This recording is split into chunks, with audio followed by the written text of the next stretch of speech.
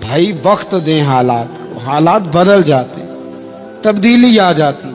اللہ تبارک و تعالی کمزوروں کو طاقتور کر دیا کرتا ہے، غریب کو امیر بنا دیا کرتا ہے۔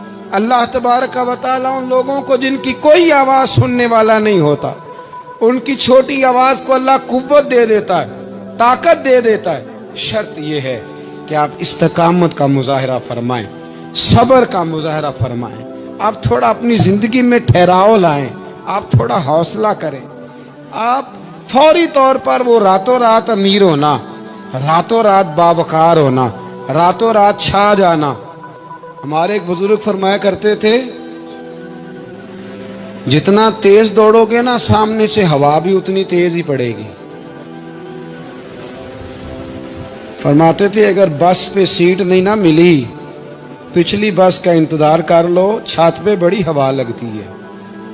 اور اگر تم جلد باز ہونا کہ جانا میں نے ابھی ہے، تو فرمایا پھر چھت پہ بیٹھنا پڑے گا تو ہوا بڑی تیز پڑے گی۔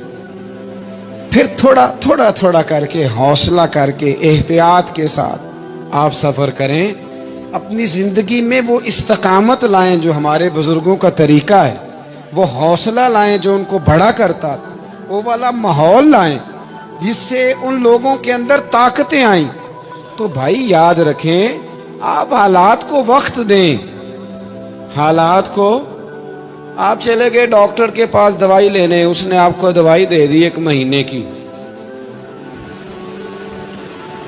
اس نے کہا 1 گولی صبح کھانی 1 شام کھانی، یہ سیرپ ہے اتنا بڑا، 1 چمچ صبح پینا 1 شام پینا ہے۔ تو آپ نے کہا نہیں میں نے تو 2 گھنٹے میں ٹھیک ہونا ہے، تو ساری بوتل ہی نہ پی جاؤں، ساری گولیاں اکٹھی نہ کھا جاؤں، چونکہ ٹھیک جو ہونا ہے ہو جائیں گے آپ ٹھیک۔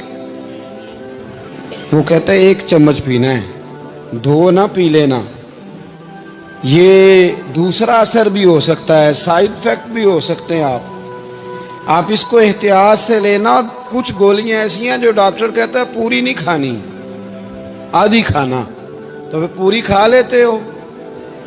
بھائی تھوڑا انتظار کریں، آپ جہاں کھڑے ہیں، جس مقام پہ کھڑے ہیں، استقامت کا مظاہرہ کریں، تھوڑا وقت دیں، بڑی بات نہ کریں لیکن تھوڑا ٹائم دیں، تھوڑا حوصلہ کریں۔ ہم فوراً رزلٹ اناؤنس کرتے ہیں، فوراً۔ میرے سنگی کئی دفعہ کہتے ہیں کہ حضرت صاحب آپ کیسا محسوس کرتے ہیں؟ تو میں کہتا ہوں میں تو سیدھا محسوس کرتا ہوں۔ ہمیں لوگ فون کرتے ہیں ٹائم دو، جس کو دے دیا اس کے کاغذوں میں ویری گڈ ہے، اور جس کو نہیں دیا وہ سلام بھی نہیں لیتا، فون بند کر دیتا ہے، چھٹی۔ ویری گڈ آپ اس کے کاغذوں میں جس کی بات پہ آپ پورے، اور جس کو آپ کہہ رہے ہیں کہ نہیں ذرا تو پیار کر، محبت کر، تو ٹائم دے، تو وہ اس بات کے لیے تیار ہے۔ تو آپ صبر کریں، آپ حوصلہ کریں، آپ جس سٹیٹس میں، اور زندگی میں یاد رکھیں جتنا کوئی آپ کو اونچی اور بڑی جگہ پہ بیٹھا نظر آئے گا نا، اتنا زیادہ آزمائش کا شکار ہوگا وہ شخص۔ اس کے لیے روز ایک چوراہا ہے، روز ایک چوک ہے۔ اگر 20 لوگ آپ سے روزانہ رابطے میں ہیں تو آپ ایک جگہ پہ جا سکتے ہیں، یا 2 جگہ پہ 17-18 نے آپ سے ناراض ہونا ہے۔ آپ محسوس کریں اس بات کو۔ آپ جہاں بیٹھے ہیں، جس اسٹیج پہ آپ بیٹھے ہیں، آپ اپنی سیاسی جماعتوں کو دیکھ لیں۔ 10 بندے نکل کے ادھر چلے جاتے ہیں تو 5 نکل کے ادھر چلے جاتے ہیں، تو 6 اپنے الگ ایک گروپ بنا لیتے ہیں، تو 7۔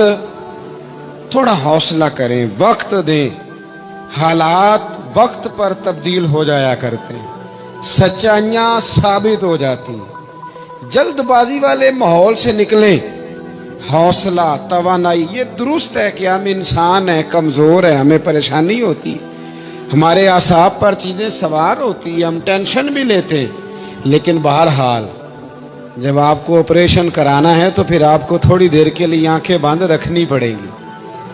جب آپ کو ٹھیک ہونا ہے تو پھر آپ کو بیماری کو وقت دینا ہی پڑے گا، پھر آپ کو انتظار کرنا ہے۔ اور وقت بہت بڑا منصف ہے، اور بھائی بہت بڑے فیصلے ہو جاتے، بڑے بڑے انصاف ہو جاتے۔ اگرچہ وقتی طور پر فضا کچھ اور بنتی ہے، لیکن سچ ہمیشہ سچ ہوتا ہے، حق ہمیشہ حق ہوتا ہے حق نکھر جایا کرتا ہے. بہت سارے جھوٹ اور پراپوگنڈے کے بیچ میں سے سچ میں طاقت ہوتی ہے. وہ خود اپنی قوتیں بنا کے بیچ میں سے اڑ جایا کرتا ہے اور اڑ کے وہ چھا جایا کرتا ہے. اس کے اندر قوت ہوتی ہے, ہمت ہوتی ہے. وقت دیں, حالات ٹائم دیں. آپ دیکھیں کتنی جلدی حالات بدلتے ہیں. بڑا نام ہے امام احمد بن حنبل کا, بڑا تذکرہ ہے, بڑا کچھ ہے. پتہ ہے آپ کو کہ امام احمد بن حنبل کتنا عرصہ جیل میں رہے ہیں؟ امام صاحب کو اتنے درے مارے جاتے تھے کہ جب آپ کا کرتا اتارا جاتا تھا تو اس سے خون نچڑ رہا ہوتا تھا. آج ہم مسند امام احمد بن حنبل اے سی والے کمرے میں بیٹھ کے پڑھتے ہیں,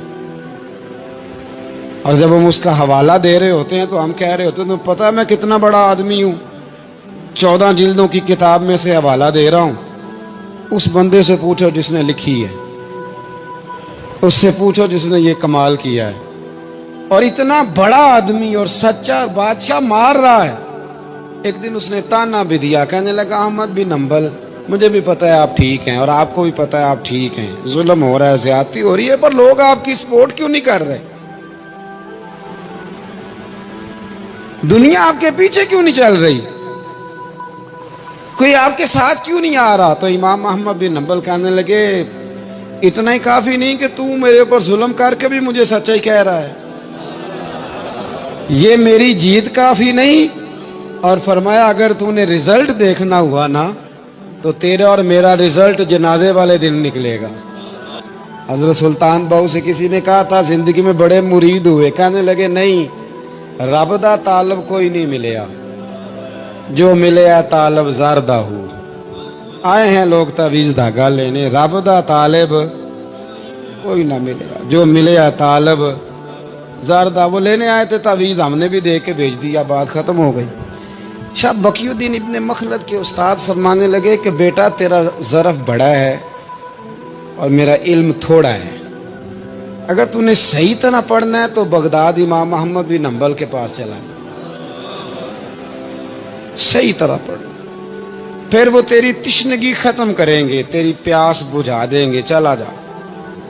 کہتے ہیں میں کشتی میں بیٹھا آنے کے لیے, رستے میں طوفان آ گیا, کشتی کو جانا کہیں اور تھا, چلی کہیں اور گئی. ایک جزیرے پہ ہم اترے. فرماتے ہیں کہ وہاں پیسے ویسے بھی ختم ہو گئے, پتے کھا کے گزارا کرنا پڑا. بغداد کی سمت کا تعین کر کے پتہ کر کے اس طرف میں چلنے لگا.